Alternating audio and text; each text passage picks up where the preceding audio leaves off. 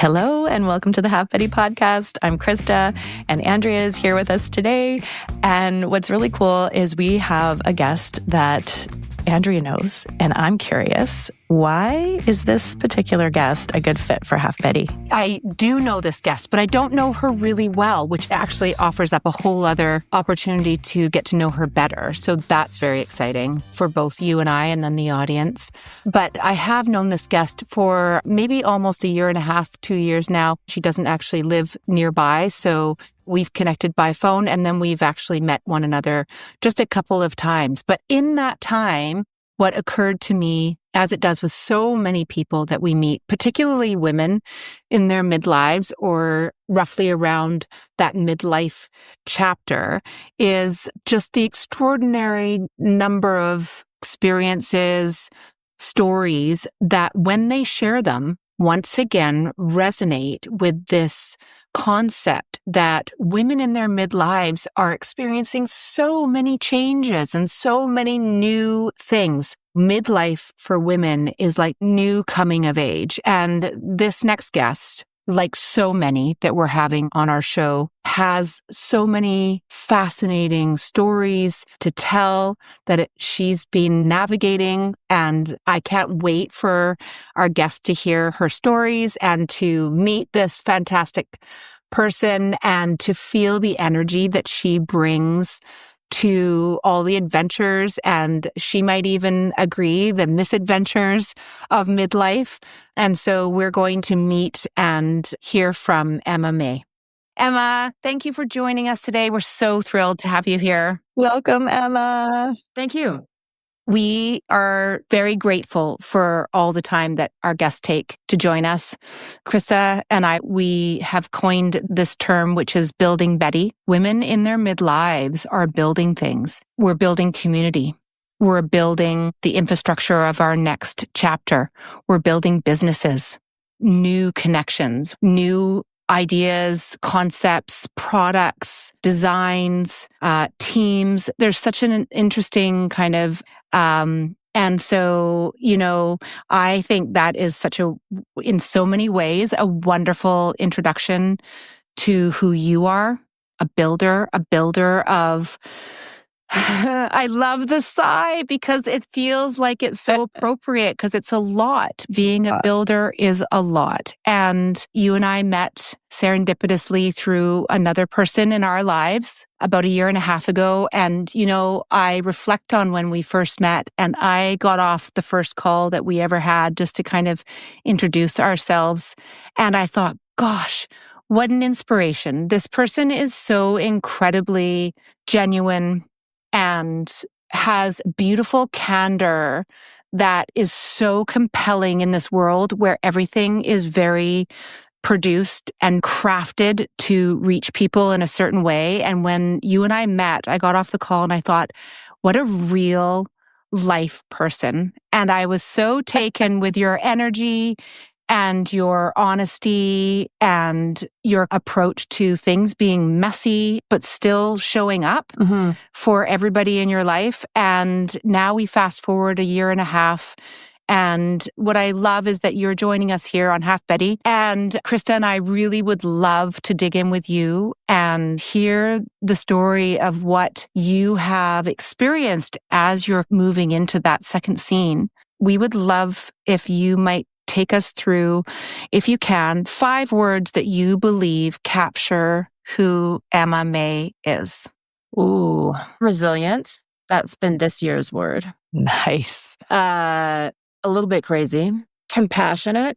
Ridiculously ambitious. Curious. Wow. How many words am I at? You can keep going if you'd like to add some more. I think you're a bit of a rule breaker. Vain. How about let's add vain? Vain is one too. See, there's that honesty. It's so beautiful. I love it. Moving from there, do you want to maybe think about one of the things that you recall and imagine as being part of the catalysts that have occurred for you in the last span of time? And perhaps if you're okay with it, how old you are now, and then just let the story go from there. And sometimes there's more than one, which is also great too. Yeah, there are many. Yeah. They often weave together. I think there are a number of them. There are these transformational moments, but there's one that stands out for me. So I was a young lawyer, got called to the bar when I was like 28 years old. I had my baby at 29, fell into kind of doing part-time law, which is 8 to 5, as we all know. So full-time, everything else, but yeah, part-time law. And worked with a film company, had another baby, sort of always struggled to find a bit of my footing in that world. My ex-husband was a very busy corporate finance lawyer. So goes to work at 6, comes home at 10. So you're kind of on your own with the kids in many ways. So was not a single mother by any stretch of the imagination. I had all the financial support that I needed in that space. But it was a difficult balance. So I ended up quitting law when my kids were around 10, and I went into real estate. And that was sort of interesting because both my husband and mother were horrified. It was like, you're a lawyer. Yes. Oh, wow. It's like, yeah. And I'm giving that up because this is actually what's going to work better for me. Yeah. And was it the time and the freedom to make your own schedule? Yeah, exactly. It was the flexibility. It was the ability to pick my kids up from school and not be tied to the billable hour. And it was about how is it that I can contribute in this world and not necessarily have that tied to this sort of billable hour structure. Because I was the chair of the PTA. I was that committed. Brain is going like, we need to stay busy and all these things. And I'm signing up for everything. So I ended up going into real estate, started my own real estate brokerage, and I liked it, but I didn't love it. But an interesting thing happened in 2013. We had a massive flood in Calgary, like $5 billion worth of damage. Wow. Flooded out the entire downtown core. Wow. City Hall was flooded out. Thousands of homes were flooded out. People lost elevators for 6 months because you can't actually get elevator fixed quickly if they all break. And I lived in the floodplain area. And so my house was flooded. I was pretty lucky because it was just like 10 feet in the basement. My ex-husband, though, was like, he and I were very good on some of this stuff together. When we had like a project, we were like, we got it. I called him because I got the notice that we needed to be evacuated. And he was like, I'm leaving the office. I'm going to Home Depot. I'm buying 3 pumps. I'm doing this. I'm doing that. I'm meanwhile spreading the word. We need to evacuate. We need to do all these things. Half of my community's like, nothing's going to happen. This isn't the problem. People like were literally in denial that they needed to do this. Meanwhile, Trevor's moved all the stuff from our basement upstairs. He's got all these pumps set up. And then it came. Wow. But the community came together, helped each other, cleared stuff out. There was no electricity, no power. Gosh. It was a really major natural disaster. So the government comes out and says, we're going to give you money and we're going to put caveats on all of your homes that say you live in a floodplain and basically to like destroy the property value for all of the entire downtown core of Calgary. Oh, wow. And a client of mine called me and he's like, what the hell is this? And I'm like, indeed, what the hell is this? So because I am a nerdy lawyer, I go down a rabbit hole and ADHD kicks in, right? We got a crisis. I'm on board. Let's go. It's a problem. No. Anyway, so I spent 3 days researching everything about the whole area that we live in. And then it's like, oh my God, there's tree ring data that goes back thousands of years that actually demonstrates that this area goes through cycles of wet and drought. And so from 1887 to 1932, Calgary had experienced 10 flooding events that were more significant than what we experienced before. Whoa. Wow. But then we go into this natural cycle in our ecosystem of drought, and we happen to build everything during that period of time. So this is even like sort of the climate warming conversation. We haven't been here long enough to truly understand what this is. Right. Then I also discovered that in the Ralph Klein government era, so in 1979, there'd been some concern around this. And there had been reports issued that said we should be building infrastructure upstream and that we should be building dams and that this was an inevitability that was going to come to pass. And nobody ever did anything about it. So nerdy little me gets all of this stuff and then writes this like long email just ranting about what the policy position should be, that we should actually be seeking out mitigation, that this is not a problem of individual homeowners, that this is actually something that we need to do for everybody. Best interest of the city is not just paying people money, but how about we just prevent this from happening again? We're too far gone. We're not moving 1 million people out of a city. So I write this email. It was also sort of an interesting part of my marriage too, because I write this email And I read it to my husband in the kitchen, and he's like, you shouldn't send that. And then you hit send? Yeah. Government's phoning me. All the local billionaires are phoning me. I'm getting calls from people going like, what are you doing next? People I've never met before, but who are all like major power players are like phoning me back. So I guess we better do a meeting. So I host a meeting and 1,200 people show up to it. Oh my God. It's July. It's hot. It's sweaty. We've got people there who are like water experts. We've got university profs. The government then brings their people, and a few of us were hosting it. I roped in a couple other people to help me with this. And I remember there was this one guy who said, you will never be able to fix this problem. It's unfixable or whatever. And I think near the end, I was like, that is untrue. And we're going to fix it. And I'm going to recruit all of the smart people in this room to help us do that. We had a sign-up sheet. We recruited engineers, lawyers, water experts, you fucking name it. And we had a committee of 20 people who were rock stars.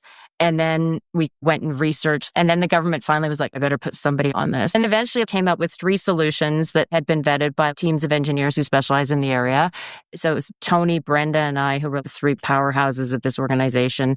Anyway, so we had a meeting with then former Premier Jim Prentice, who came in board, and we were like, this is what you should do. You should build this one. This is why. And we had an hour, and he was like, that's great. I think I should too.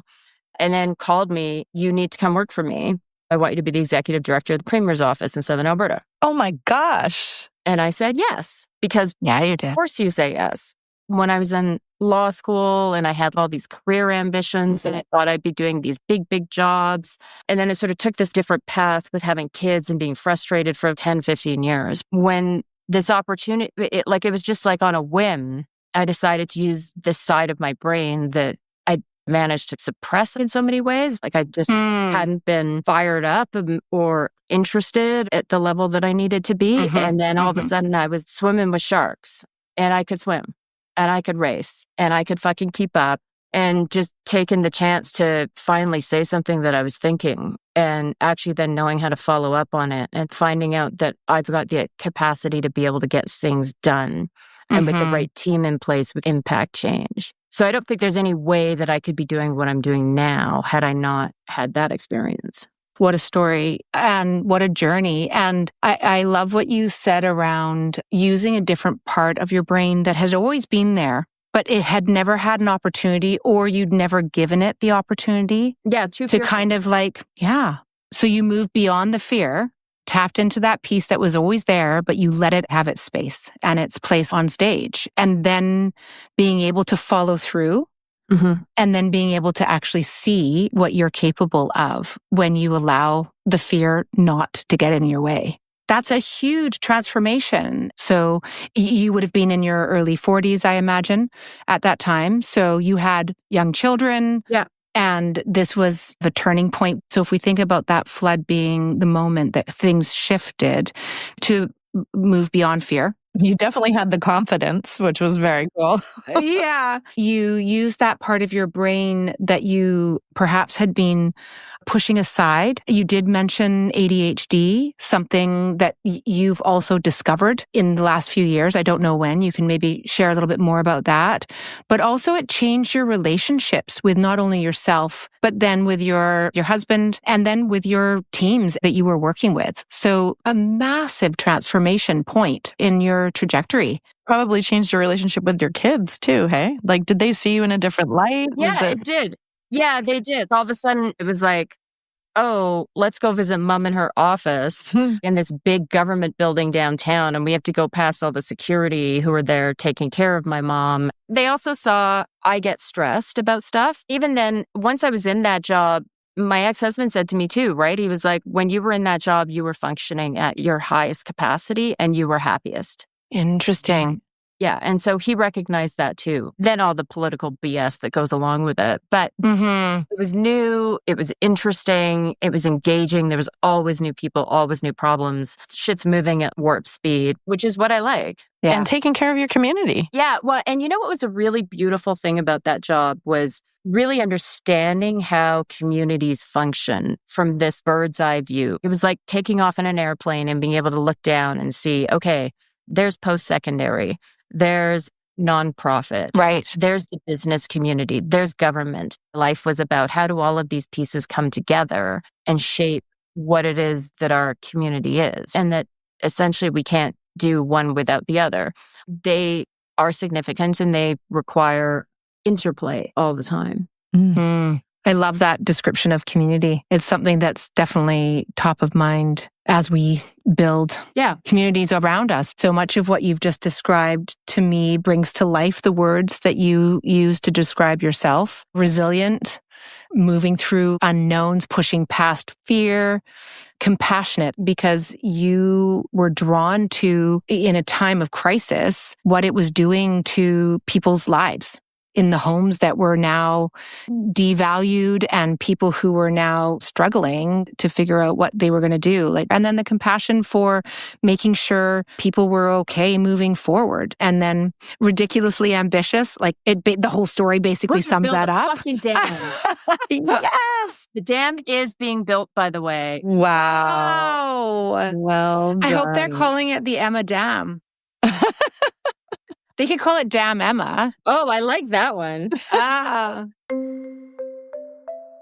Hey friends, Krista here. Andrea and I are thrilled to offer an exclusive discount to our Half Betty subscribers. We've fallen in love with our Chelsea boots from Bose & Co. They're soft, breathable, and handcrafted with 100% vegan, eco-friendly materials.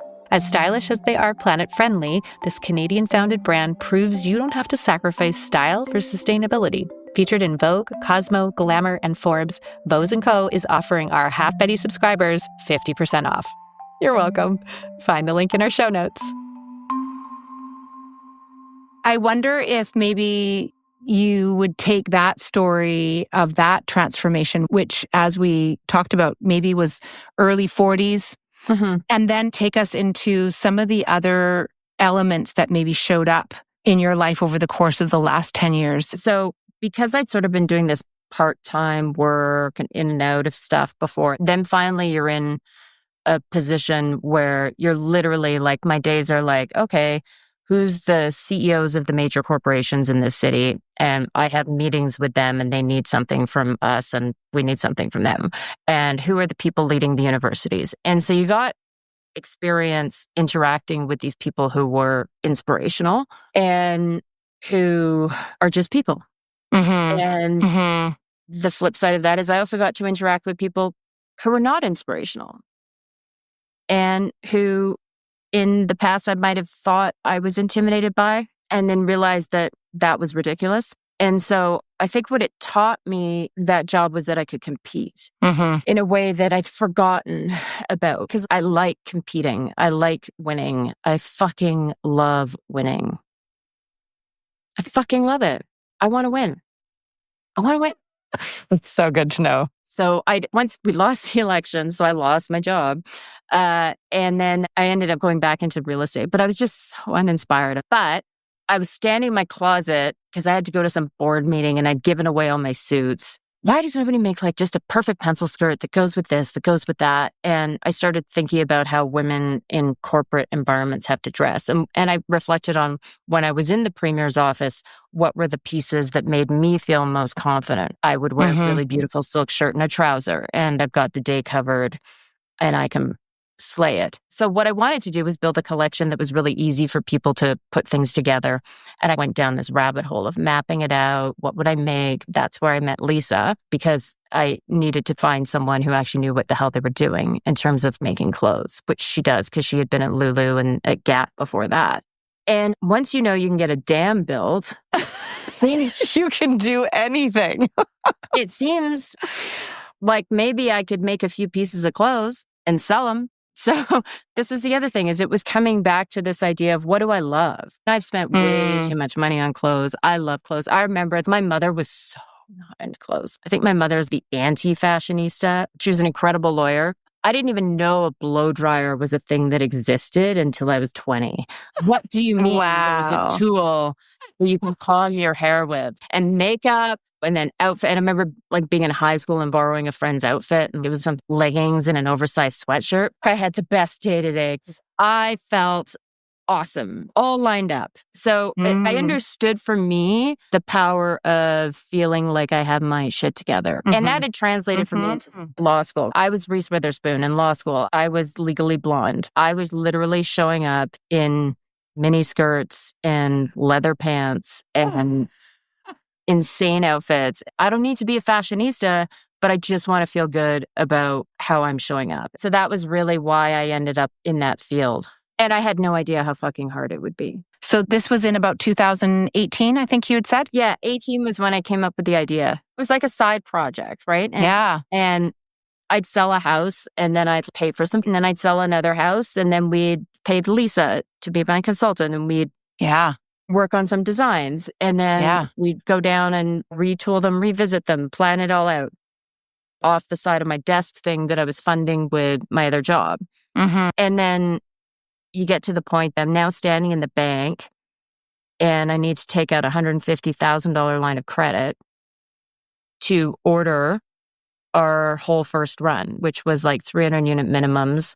So it was like 32 boxes of stuff, which we did. And we ordered it all and it showed up February 23rd, 2020 on my doorstep, the workwear collection.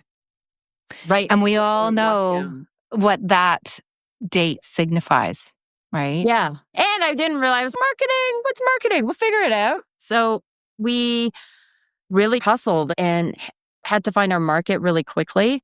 We knew who we were selling to. So that happened really, really quickly. And then there were some parts of it, though, that we'd fluked into. We bought these pants and skirts and this fabric that was insanely comfortable. So we're doing dress pants and dress skirts in a fabric that felt like your loungewear. Oh, that is the best. And I'm wearing our silk shirt. This feels like pajamas. And so what happened was we ended up really finding our niche in the way I describe it now, like Theory and Lululemon had a baby. It is this idea we've come together and we've joined up comfort and style in a way that I don't think other people do. And that's not just in one or two pieces, but it's a thing across the entire collection, right? And giving people a lot of monochromatic outfitting choices that they feel really good about and that are super comfortable and super stylish. So that was the evolution into this. But along the way, you make error after error. We had to figure out Facebook marketing. We paid too much on that. You can't even think about where you've blown money. But this year has been a real turning year for us. And it started out really, really shitty. Well, it started out, I got separated. It's all fine. We're good. But it was 23 years, January 1, move out of my house into some new house. And the kids are gone. They're on their own. So it's like me and my dog. And the weight of that, I'm on my own now. I really got to make this work, right? I just got the shivers, Emma. This is something that we've talked about, which is basically it's a tell of something that is so powerful and moving and impactful that you get goosebumps. And when you just said that you had to bet on you, I just got a full set of goosebumps. And you and I are the same age. Yeah. Yeah. So you're 52 years old, and in your life, you had just shared that you always seem to have your partner or your husband and you have your children at home. And then at 52, you're betting on you, which is powerful. It's a big transformative moment. And I imagine that there's going to be so many women like me and probably Krista that get the shivers when they hear that, because I think that in midlife, often, if we're blessed in many ways, we have something that offers us that opportunity to bet on ourselves and to trust ourselves, or to push past the fear. Krista, pushing past the fear is huge, right? Like, I mean, so this year I'm in that space. I take on all the personal guarantees in the company, of which there were many, because you can't really do this in Canada without them. And they weigh on me.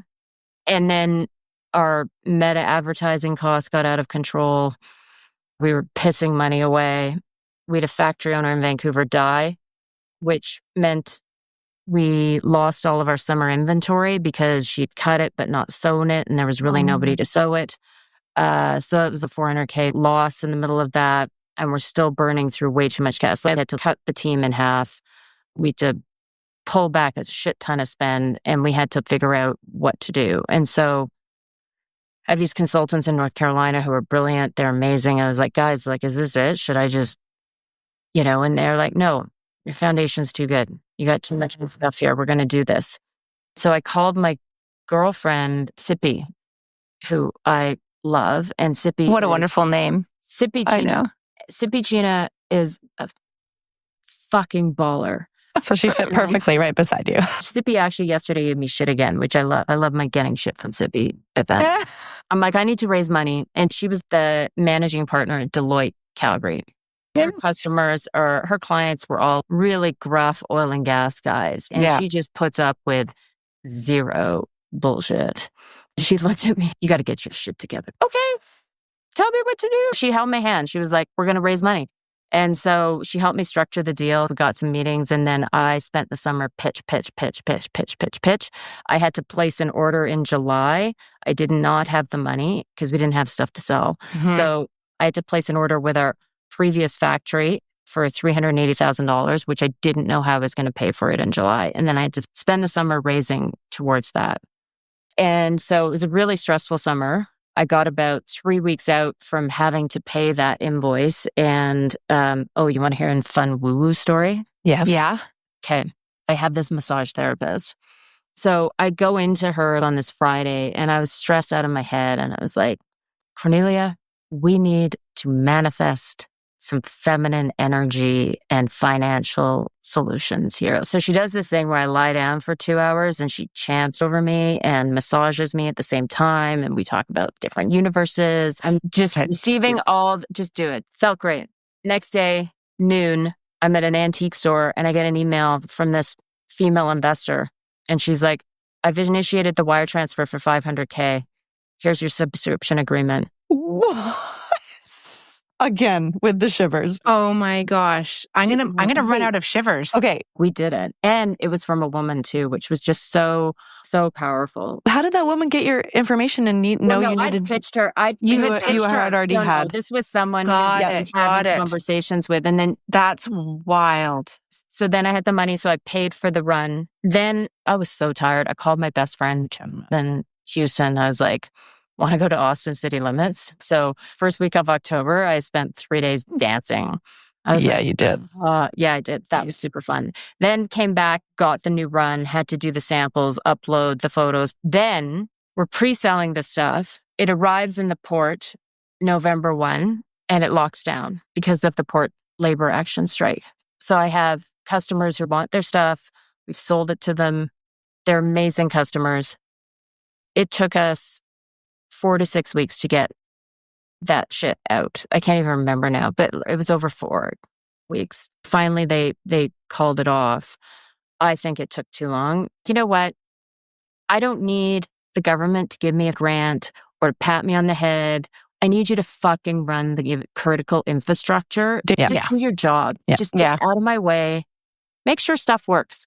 Mm-hmm. So you can do your job too. So you can do your job. Small business people don't have pensions. Small business people don't have guaranteed jobs. Yeah.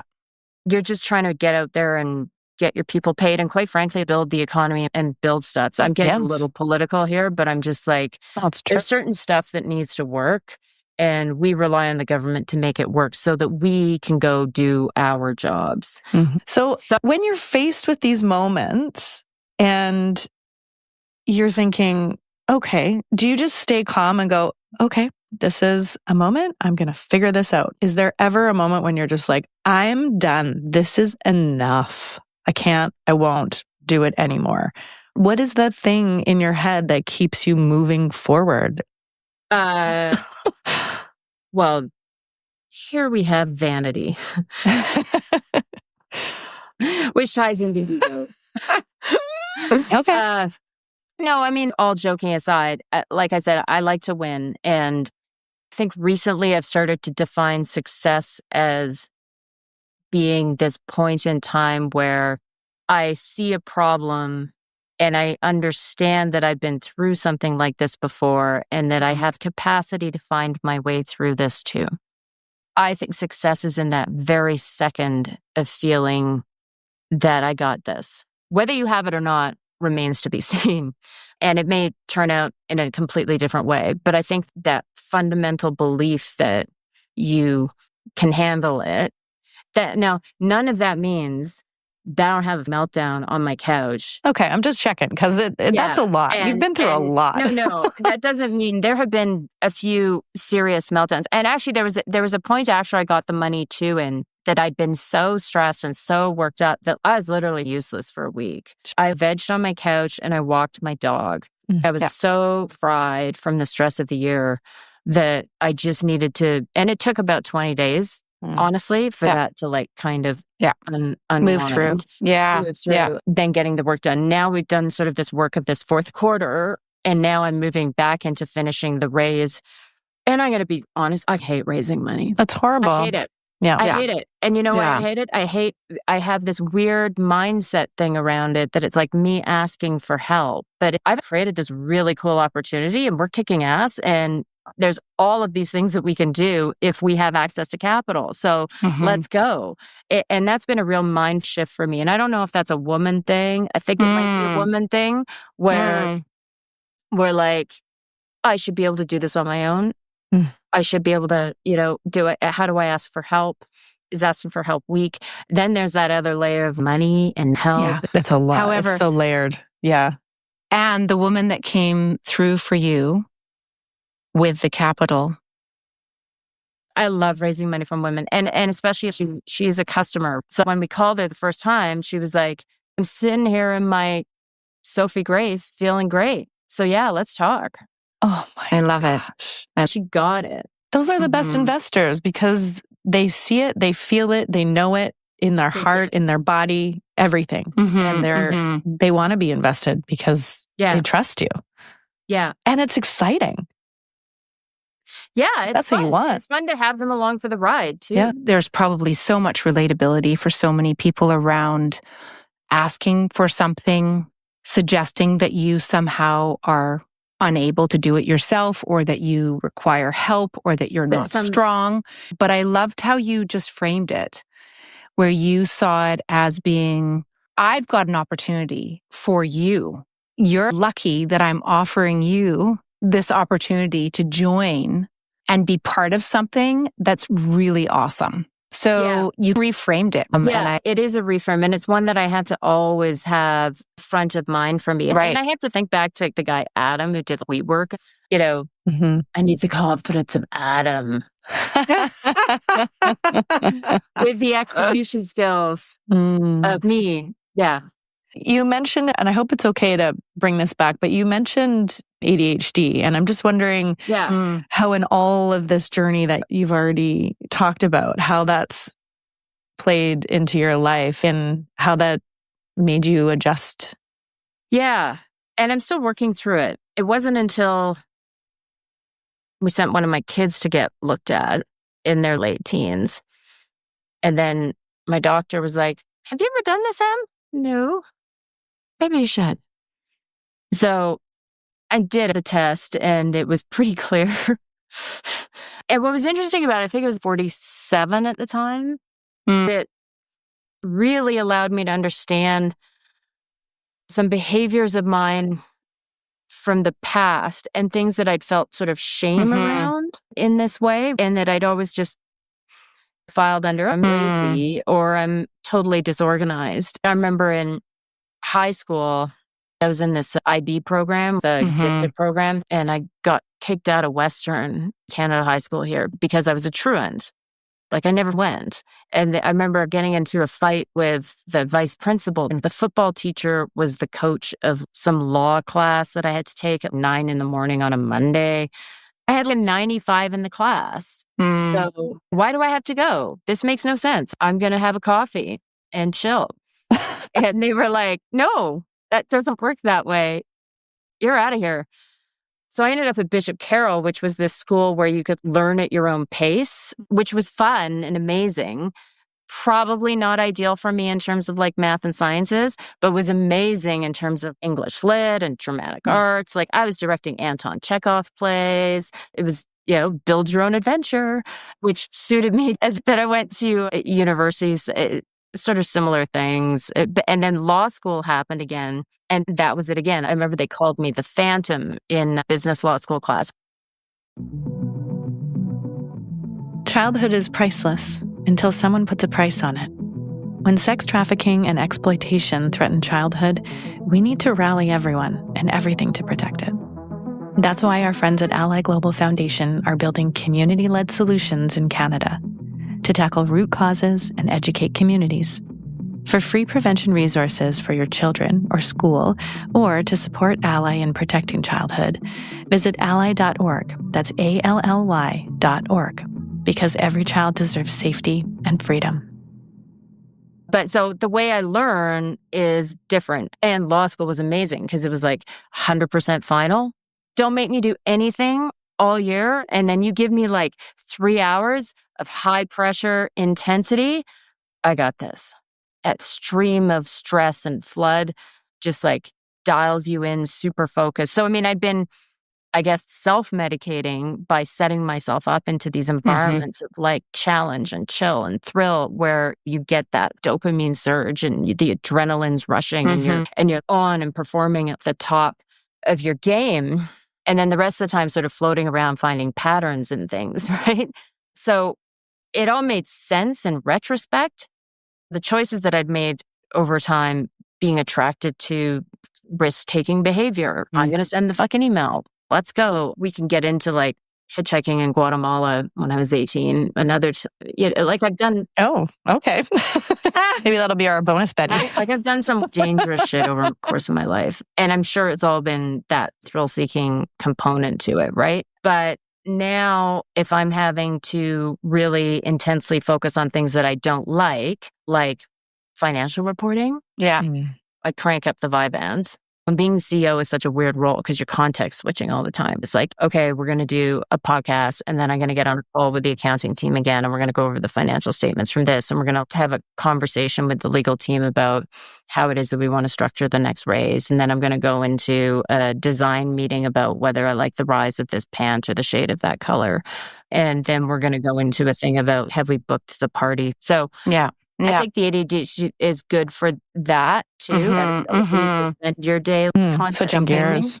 It's so interesting to hear your connection between diagnosis of ADHD at 47 to all those experiences through childhood and early adulthood. You're hearing more and more now, a lot of women in their midlives finding that, in fact, is their story, that they have an entire decades of their life that have existed with them navigating and managing and or covering up this feeling of being different, unusual, weird.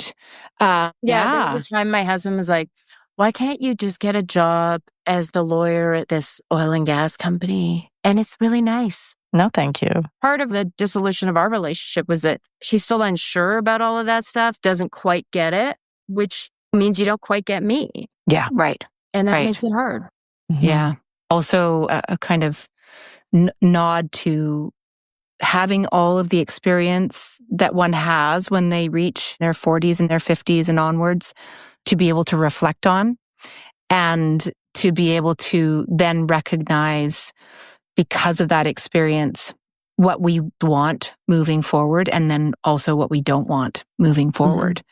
You've shared stories that reaffirm this, or at least give this kind of comfort to the fact that when we reach this time, there's this ability to trust in ourselves and that we know ourselves so much better than we ever did. It's just like this lovely sense of being able to be revealed for who we are and no longer trying to fit into the molds of what we were meant to be or what we are apparently meant to be for people. Your stories have so much of that effect on me and really create that inspiration, which Half Betty is wanting to create the space to hear other people's stories that we can all nod and get goosebumps for and relate to, and then say, oh my gosh, that's so familiar. I just felt myself nodding or feeling like I wanted to jump up and down. Yeah. Everybody needs a sippy. Sippy gave me hell last night too. It was great. I had to go send a wire transfer downtown. I was like, are you downtown? Yeah. I'm like, good. I need a sippy check. And I came in and she was like, I still think you let people walk all over you. I don't think I do. You do. And that is not strength. Thanks, sippy. Yeah, no. Everybody needs a sippy. It's true. And she gave me a big hug. Some way, do you find her like a mentor? She's... Yeah, 1,000%. Yeah, it's funny. People have this thing that I'm like the super strong person, and I muster internal strength to get through stuff. Yeah. But I have my limits on things where, and there are certain types of relationships that I maybe don't manage really well and need to figure out how to better manage. And some of those have been with powerful men. And I'm working my way through how to really stand up for myself in those spaces. How to walk into them. Yeah, and call people on stuff. I remember telling Sippy about one of them, and she was like, that is not acceptable. And I picked up the phone and called this person and said, you cannot speak to me that way. And that was really insulting. We actually then had a really good conversation because he actually didn't mean to. And I'm so sorry. Interesting. And I admire what you're doing. And these are some of the limitations around where I'm at with this. But we had a normal conversation. And I was able to say, I still have a lot of learning to do. But I mean, you wouldn't have been able to do that when you were younger. No. There's no way. Shocking that it still took someone to kick my ass into it, though. But that's okay. That's why we find our sippies. Yeah. That's why we find our sippies. Yeah. And you also push past the fear. Yeah, 100%. Right? And for me, the idea of letting Sippy down, that's not happening. So the power of, or the influence of our community. Yeah. Who we build around us. Who's at our table. Who's on our team. And the fact that she's put her energy into me and she believes in me. And some of our investors who believe in me. And my employees who believe in me. Those are who I overcome my fears for. That's beautiful. Yeah. Oh, I thank love that. Really can cool. I touch on one other thing? And this is fun. Okay. Because I think that you also really like fun. Oh, yeah.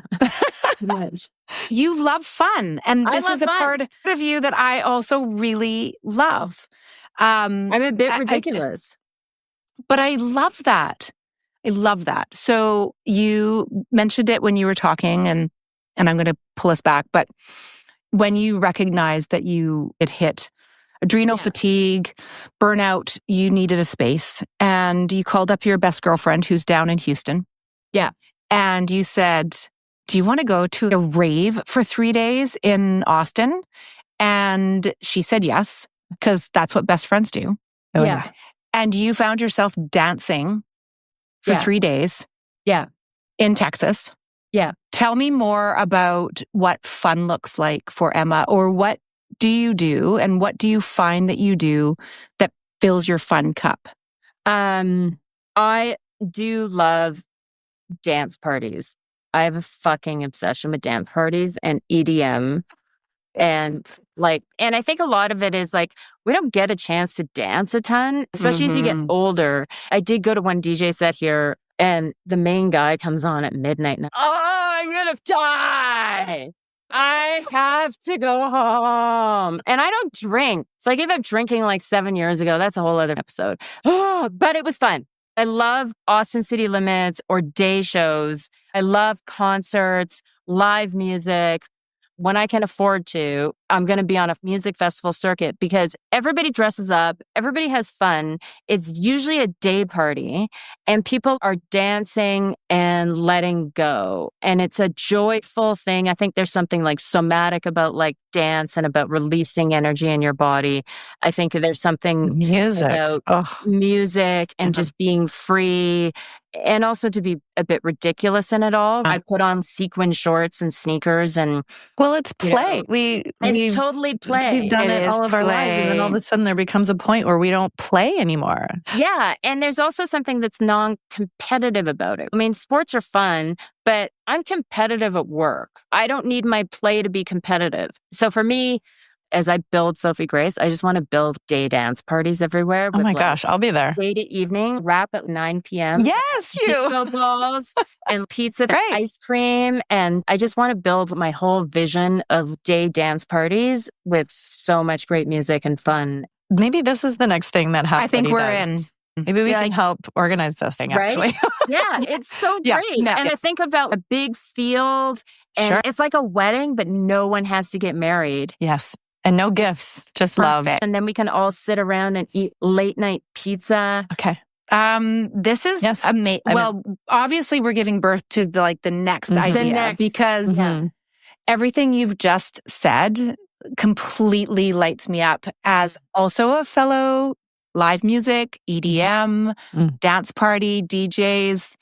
That is my vision when I feel like I would be happiest. It's basically by myself, but surrounded by people, but by myself dancing somewhere where I am completely released of just being anything but on that dance floor. I know, so awesome. That vision is so beautiful, and I love that you're going to do this. So this is being manifested. This totally needs to happen. This is going to happen. This is going to happen. Mm-hmm.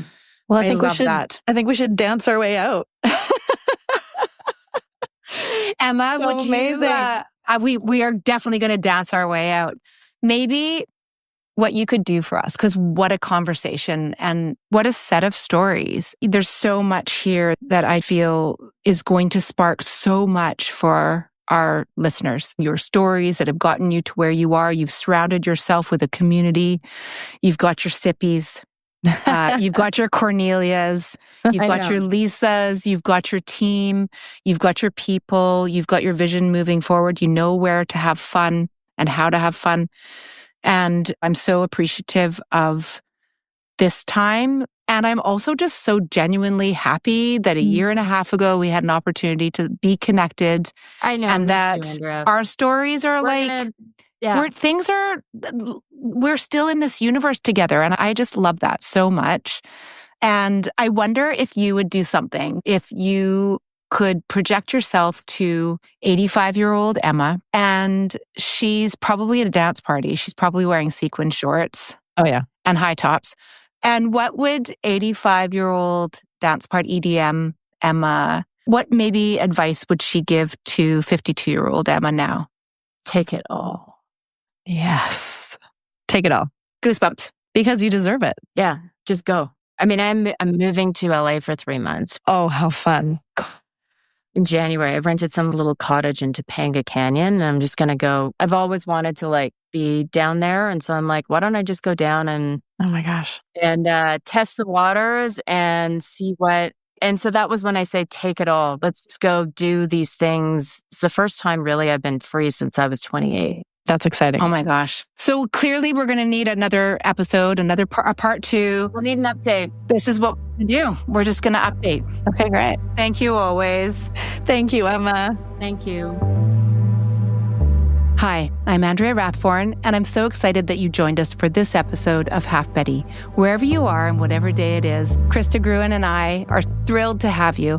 And if you're interested in following along, you can find us at our website, halfbetty.com, or over on LinkedIn or on Instagram. We're thrilled, genuinely thrilled to have you choose us and to be part of this growing community that we are together building. We are all part of this movement, and we are so, so grateful to be part of it with you. Okay, and now I have to stop talking because Krista, who is our amazing producer, has just told me that I really need to stop and wrap it up. And so what I'm going to say is that we love you all. Thank you for joining us, and we'll see you on the next episode of Half Betty. She's giving me the hand signal. I need to go. Love you guys. Bye.